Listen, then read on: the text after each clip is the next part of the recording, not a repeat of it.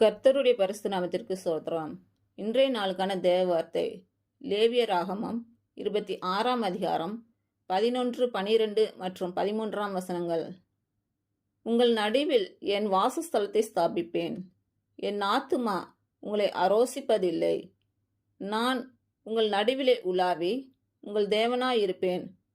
நீங்கள் என் ஜனமாயிருப்பீர்கள். நீங்கள் எகிப்தியருக்கு அடிமைகளாயிராதபடிக்கு நான் அவர்கள் தேசத்திலிருந்து உங்களை புறப்பட பண்ணி உங்கள் நுகத்தடிகளை முறித்து உங்களை நிமிர்ந்து நடக்க பண்ணின உங்கள் தேவனாகிய கர்த்தர்.